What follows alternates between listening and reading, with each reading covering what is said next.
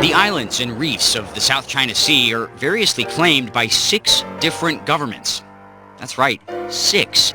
And sovereignty over these islands is significant because of something called the United Nations Convention on the Law of the Sea, or UNCLOS. UNCLOS states that every coastal nation has the rights within a 200 nautical mile exclusive economic zone off its coastal waters. Ownership of the islands, therefore, dictates who has the rights to the resource-rich South China Sea. Who owns the seas has always been a difficult concept. In the 18th century, Dutch legal theorist Cornelius van Binkenshoek stated that a nation owned the amount of sea it could defend from the land. At the time, that was the distance of cannon fire, around 3 nautical miles.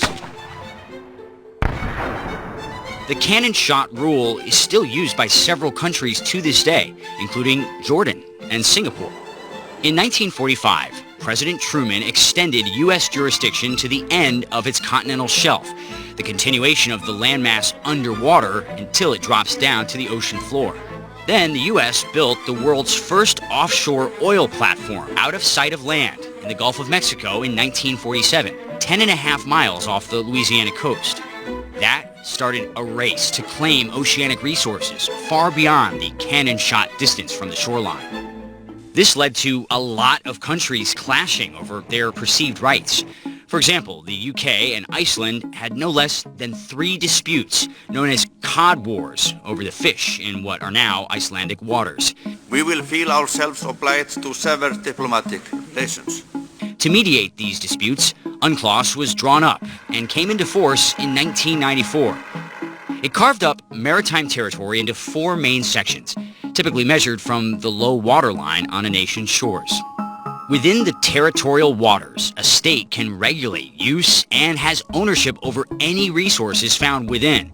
Foreign states can sail through, but they have to abide by the nation's laws.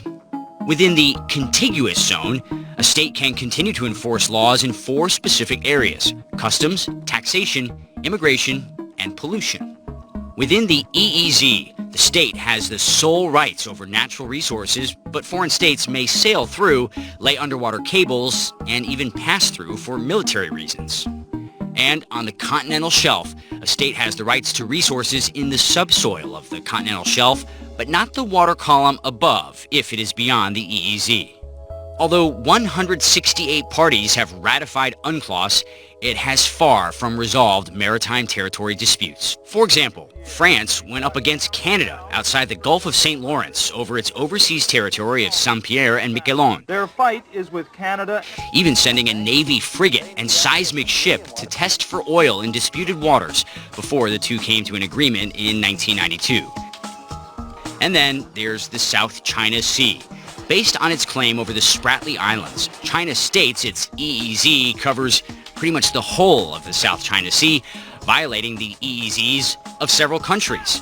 Despite the wording of UNCLOS, China believes it can control military activity in the EEZ too, leading to numerous clashes with the U.S., which regularly holds freedom of navigation patrols in the South China Sea. Leading to the question, if one country can ignore UNCLOS, what's stopping the rest? He's really naughty now, so we have to go to the naughty Santa and tell everybody that he's sorry.